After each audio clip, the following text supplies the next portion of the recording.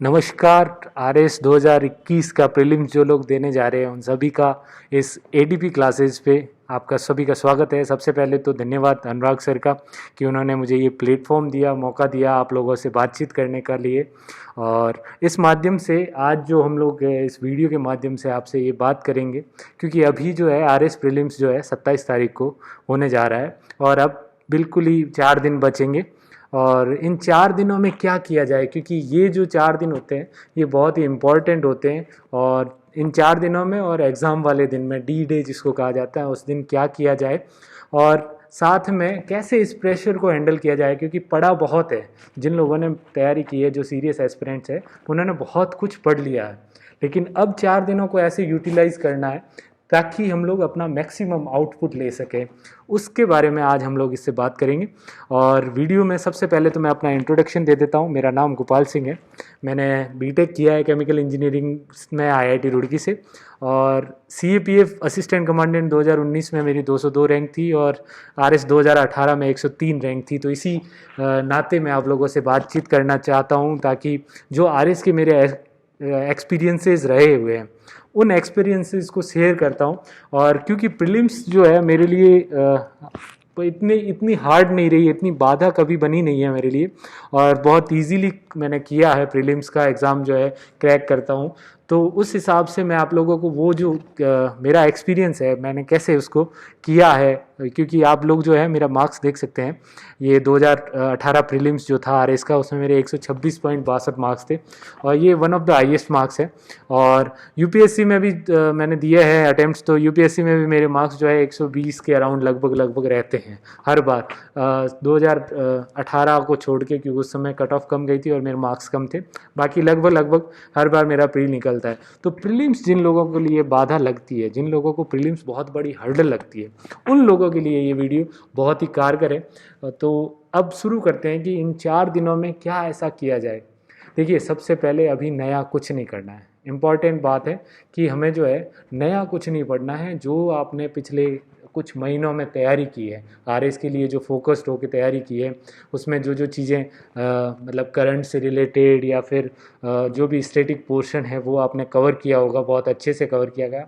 अब उसी चीज़ को रिवाइज करें। अपने उन फ्रेंड्स के पास ना जाए जो लोग आपको हर रोज़ नई चीज़ें बताएं, उन लोगों को अवॉइड कर दीजिए। आपको सिर्फ रिवाइज करना है वो सारी चीज़ें जो आपने पढ़ रखी, उन्हीं चीज़ों को रिवाइज करना और बहुत ही प्लानिंग वे में करना है कि 3 दिन में जो है एग्ज़ाम से 1 दिन पहले जो है उस दिन कोशिश कीजिए कि कम से कम पढ़े या लाइटर वे में पढ़े। और थैंक्स टू आरपीएससी की इस बार एग्ज़ाम से 1 दिन पहले पढ़ने का बन ही नहीं पाएगा, क्योंकि इतने दूर सेंटर दिए हैं कि 1 दिन तो ट्रैवल में लग ही जाएगा।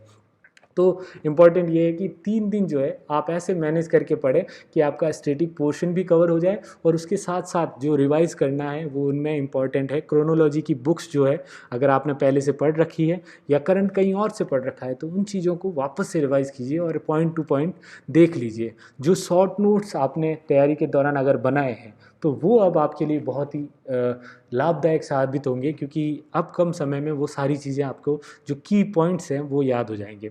उसके अलावा आपको इकोनॉमिक सर्वे करना है और बजट करना है, ये दोनों बहुत ही इंपॉर्टेंट है। इसको आप करके जाइएगा, इसको छोड़ नहीं सकते। ठीक है, तो सिर्फ रिवाइज कीजिए और 3 दिन को ऐसे अभी से प्लान बना लीजिए, शेड्यूल बना लीजिए कि ये फर्स्ट डे में मैं 2 घंटे में जो है हिस्ट्री का रिविज़न कर लूँगा, फिर 2 घंटे में 3 घंटे में जितना भी आप अपने देखिए आपकी कैपेबिलिटीज़ क्या क्या है, कितने टाइम में आपको, और आपका जो किस सब्जेक्ट में इंटरेस्ट है, किस सब्जेक्ट में आप स्ट्रांग है, तो उस हिसाब से छोड़ना कोई पोर्शन नहीं है। जो जो पढ़ा हुआ है एक बार रिवाइज़ कर लीजिए, बहुत कम रिवाइज़ कीजिएगा। ठीक है, उसके बाद में दूसरा चीज़ ये ध्यान रखना है कि लास्ट दिन कुछ नहीं पढ़ना है। उस दिन आप रिलैक्स रहिए, क्योंकि जो हम लोग अभी हालांकि मेंस के लिए पढ़ेंगे, मेंस में हमारे एक जो व्यवहार और उसमें एक बुद्धि करके चैप्टर है, तो उसमें हम लोग सीखते हैं कि जैसे मतलब कैसे बुद्धि कैसे रिकॉल कैसे करती है। तो रिकॉल करने के लिए दिमाग को आज रेस्ट चाहिए लास्ट डे के दिन में। तो जब वो रेस्ट नहीं मिलेगी प्रॉपर, उस दिन हम लोग प्रॉपर जो है रिलैक्स नहीं कर पाएंगे और स्ट्रेस में रहेंगे, तो वो रिकॉल करने में प्रॉब्लम्स आएगी। तो इसलिए मैं चाहता हूँ कि आप आखिरी दिन जो है रेस्ट कीजिए, ताकि जो भी है वो रिवाइज हो, वो दिमाग को जो है प्रोसेस करने में टाइम लग जाए और अगले दिन आपको मैक्सिमम आउटपुट मिलेगा। ठीक है, और फिर अब आ जाता है डी डे के दिन हमें क्या करना है। डी डे के दिन जो है आप एग्ज़ाम सेंटर पे टाइम पे पहुंचिए, टाइम से पहले पहुंच जाइए, और वहाँ पे वेट करना पड़े तो कोई दिक्कत नहीं, चाय की टपरी पे चाय पी लीजिए, और किसी से कोई डिस्कशन मत कीजिएगा, क्योंकि ये टाइम जो है आपको कूल और काम रखने के लिए ज़रूरी है। उस समय अगर यदि आप लोग किसी इस टाइप के डिस्कशन में पड़ गए कि आपने इकोनॉमिक सर्वे में ये पढ़ा, आपने ये चीज़ पढ़ी, तो वो दिमाग को जो है स्ट्रेस में ला ले देता है। तो ये सब चीज़ें नहीं करना है, और काम और कूल तरीके से एग्ज़ाम सेंटर में सबसे पहला जो है आप ही एंटर करें, ऐसा ट्राई कीजिएगा, और जाके बैठ जाना है एग्ज़ाम जहाँ पे आपका सीट है वो देख के, और उसके बाद में स्टार्ट करना है एग्ज़ाम। एग्ज़ाम में जो मेन चीज़ें जो बताऊंगा प्रीलिम्स के लिए, देखिए प्रीलिम्स के लिए सबसे इम्पॉर्टेंट है कि प्रीलिम्स जो होता है वो स्क्रीनिंग एग्ज़ाम है, वो सेलेक्ट करने के लिए नहीं है, वो हटाने के लिए है। जैसे कि नॉन सीरियस कैंडिडेट को सीरियस कैंडिडेट से अलग करने का इसका उद्देश्य ही यही है। चाहे मेरे 126 मार्क्स आए हैं, चाहे जिसके 78 मार्क्स आए हैं वो भी पास हुआ है, ठीक है, लेकिन मेरे 126 मार्क्स का फ़ायदा क्या हुआ मुझे कि मैं प्रीलिम्स दे के जैसे ही बाहर आया मैं श्योर था कि मेरा प्रीलिम्स तो क्लियर हो रहा है, अब मेंस की तैयारी। और जिसका 80 के अराउंड मार्क्स थे वो श्योर नहीं थे, तो उन्होंने जो रिज़ल्ट आने के बीच का जो टाइम था 20-25 दिन का, उस टाइम में वो अनश्योर होते तो इतनी अच्छी से तैयारी नहीं होती। तो इसीलिए चाहता हूँ कि आप जो है डी डे के दिन सबसे इम्पॉर्टेंट चीज़, एग्ज़ाम जैसे ही स्टार्ट करें तो एक मन में बना के रखिए कि अटेम्प्ट्स मुझे ज़्यादा से ज़्यादा करने हैं। तो वो जो स्क्रीनिंग एग्ज़ाम है उसमें आपका ज्ञान का टेस्ट नहीं है, उसमें आपकी स्किल का टेस्ट है, आप कैसे क्वेश्चंस को है हैंडल करते हो। आपको अगर कुछ भी नहीं आता है फिर भी आप क्वेश्चन सॉल्व कर सकते हो, एलिमिनेशन मेथड है उसमें, ऑप्शंस को क्वेश्चन को ध्यान से पढ़िए। और बहुत सारी चीज़ें, जैसे बहुत सारी वीडियोज़ में भी बहुत सारे लोगों ने बताया है कि केवल अगर अब दिया हुआ है तो उस स्टेटमेंट को जो है कैंसिल कर दीजिए, या शायद दिया हो सकता है ऐसे स्टेटमेंट को राइट कीजिए। तो ये सारी चीज़ें जो है ये स्ट्रेटजी है, बाकी लोगों ने भी बताई है। उसके अलावा जो है आपको क्वेश्चंस को एकदम तरीके से पढ़ना है, और क्वेश्चंस में आंसर होता है, कुछ क्वेश्चंस में ऐसे ही आंसर छिपा होता है, बस कूल और काम तरीके से आपने पढ़ लिया। कई बार ऐसा होता है कि एग्ज़ाम सेंटर से जैसे ही बाहर आए और वापस उसी क्वेश्चन को पढ़ा, अरे यार इसका आंसर तो ये था। तो वो चीज़ जो है वहाँ पे रह के कूल और काम, जो मैं कह रहा हूँ कि एक दिन पहले नहीं पढ़ना है, रिलैक्स रह के आपको करना है, तो वो वहाँ पे ये चीज़ फ़ायदेमंद करेगी। तो क्वेश्चंस को केयरफुली पढ़ेंगे। उसके बाद में दूसरी चीज़ एक इम्पॉर्टेंट हर एक के दिमाग में रहता है कि यार पहले क्वेश्चंस करूँ सारे, उसके बाद ओएमआर भरूँ, या ओएमआर बीच बीच में भरता जाऊँ, या वो। तो मैं हमेशा जो करता था वो आपके लिए बताता हूँ कि मैं जो है क्वेश्चंस 2 राउंड में करता हूँ। पहले राउंड में जो मुझे अच्छे से आते हैं क्वेश्चंस, सिर्फ उन्हीं को करता हूँ, जिसमें मुझे टाइम लग रहा है उसको मैं छोड़ देता था। उसके बाद में उन क्वेश्चंस को जो है एक बार फर्स्ट राउंड में, जैसे मेरे 150 में से हो गए 60 या 65 क्वेश्चंस जो है वो हो गए, तो मैं उनको मार्क कर देता था। तो ये 1.25 घंटे के लगभग में जो है क्वेश्चंस, मेरे 60 क्वेश्चंस जो है ओएमआर में आ गए।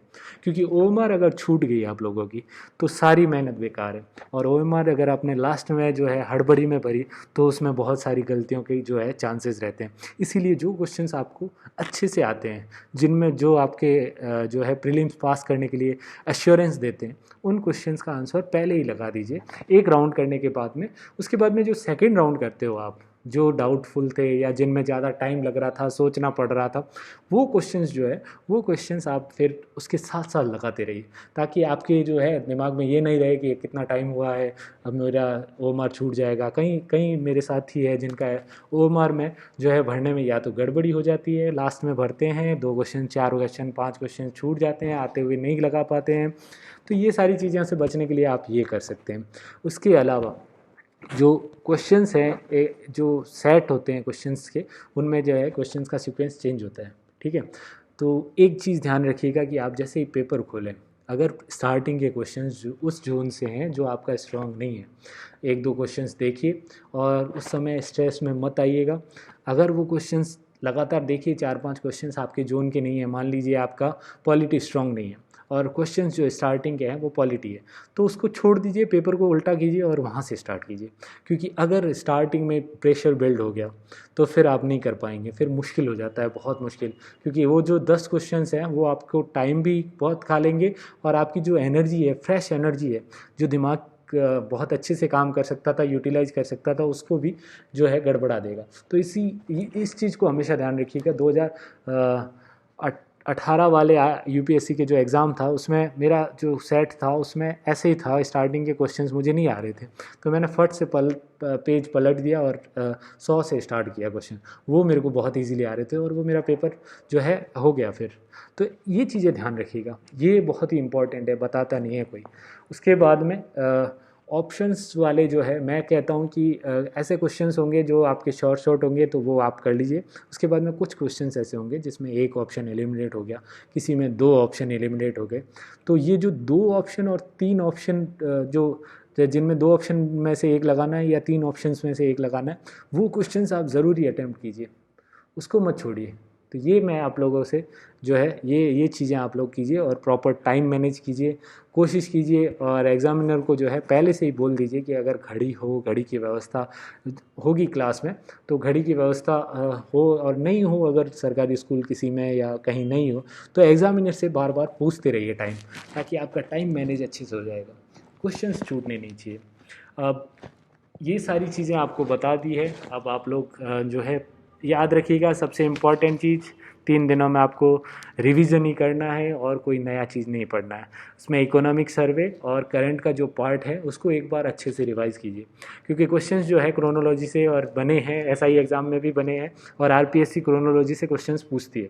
तो ये चीज़ें जो इकोनॉमिक सर्वे और क्रोनोलॉजी अगर आपने पढ़ रखी है तो उसको रिवाइज़ कीजिए। साथ ही साथ जो पोर्शन आपके स्ट्रॉन्ग वीक जैसे है उस हिसाब से मैनेज करते हुए 3 दिन में ये रिवाइज़ का प्लान बनाइए। दूसरा, उन दोस्तों से ना मिले जो दोस्त आपको ये चीज़ें बोले कि ये वाला पढ़ा है, अरे ये वाला पढ़ा है, और वो आपको डाउट में डाले। उनसे अभी डिस्कशन नहीं करना है, आफ्टर एग्ज़ाम डिस्कशन करना है कि ये वाला आया था और मैंने पढ़ा था। ये चीज़ें हमें, क्योंकि हमें जो है सर्वज्ञानी नहीं बनना है, सर्वज्ञ नहीं बनना है। हमें सिर्फ वो क्वेश्चंस आने चाहिए 150 जो उसमें एग्ज़ाम पेपर में आए हैं और मुझे पास करना है, बस इतना ही है। मुझे और ज़्यादा नॉलेज की ज़रूरत नहीं है। तीसरा जो है चीज़ ये है कि आप लोग जो है एग्ज़ाम सेंटर पे टाइम पे पहुंचिए और टाइम से कूल वे में कामली, जो भी आप लोग अगर चाय पीते हैं तो चाय पी लीजिए या फिर कॉफ़ी पी लीजिए, ताकि आपका दिमाग जो है अलर्ट रहे। साथ में आप लोग चिंगम खा सकते हैं, चिंगम चबाते रहते हैं तो कि दिमाग जो है वो कहते हैं कि ठीक ठाक अच्छा चलता है ड्यूरिंग एग्ज़ाम, या फिर इलायची वगैरह जो भी आप लोग जैसे करते हैं, ताकि आप अलर्ट भी रहें और जो है दिमाग भी आपका चलता रहे। फिर वहाँ पे जो अटैम्प्ट्स करने हैं क्वेश्चंस, वो ज़्यादा से ज़्यादा अटैम्प्ट्स करने हैं, क्योंकि ज़्यादा अटैम्प्ट करोगे तो आपको जो है रिस्क होगा वो कम होता जाएगा। जैसे जैसे क्वेश्चंस ज़्यादा करोगे तो वैसे वैसे वो जो रिस्क है वो आपका कम होता रहेगा, क्योंकि क्वेश्चन ज़्यादा होंगे तो अगर नेगेटिव भी जाएंगे तो भी आप कट ऑफ को पार कर पाएंगे। ठीक है, और ध्यान रखना कि इस बार जो है कट ऑफ जो है पिछली बार से हाई जाएगी, क्योंकि जो रूल नंबर 15 था वो सही हो गया है। और अब जो है ओबीसी की कट ऑफ अलग से नहीं जाएगी, तो ओबीसी जनरल की दोनों की साथ में जाएगी। तो वो जो कट ऑफ जाएगी, आइडिया ऐसा है कि 90 के अराउंड अगर किसी के 100 प्लस आ रहे हैं तो वो श्योर होगा। ठीक है, बाकी अगर पेपर का लेवल कैसा आता है तो उस हिसाब से करेंगे। ठीक है, उसके बाद में पेपर में ध्यान रखना है कि जो इजी पार्ट हो, अगर स्टार्टिंग में आपका जो कोई डिफ़िकल्ट पार्ट हो या फिर आप जो स्ट्रॉन्ग पोर्शन नहीं है उससे आ जाए, तो उसकी जगह आपको पेपर उलट देना है और जहाँ से इजी पार्ट हो वहीं से शुरू करना है। जैसे मैथ्स रीजनिंग मेरा बहुत ईजी पार्ट है तो मैं स्टार्ट मैथ रीजनिंग से ही करूँगा ताकि वो सिक्योर हो जाए। फिर आगे टाइम मैनेजमेंट का ध्यान रखना है, क्योंकि जो ओएमआर छूटनी नहीं चाहिए। ओएमआर में नहीं भरा तो मामला सारा ख़त्म। अगर मुझे पूरा 150 मार्क्स 150 क्वेश्चंस पूरे आते हैं फिर भी मैंने ओएमआर में नहीं लगाए तो पूरे जाएंगे। तो ओएमआर भी टाइम पे भरना है, ये ध्यान रखते हुए अच्छे से एग्ज़ाम देना और अपने आप पे भरोसा करना है और अपने दिमाग पे। जो कहते हैं ना कि क्वेश्चंस कुछ कुछ ऐसे आते हैं वन लाइनर, जिसमें जो है पढ़ा तो था लेकिन रिकॉल करते समय जैसे ही पढ़ते ही जो फर्स्ट क्वेश्चन जो स्ट्राइक करता है, फर्स्ट ऑप्शन जो स्ट्राइक करता है उसी को लगा देना चाहिए, उसमें दिमाग नहीं लगाना चाहिए। तो ये चीज़ें जो है टैक्टिक्स यूज़ कीजिए और अच्छे से एग्ज़ाम दीजिए।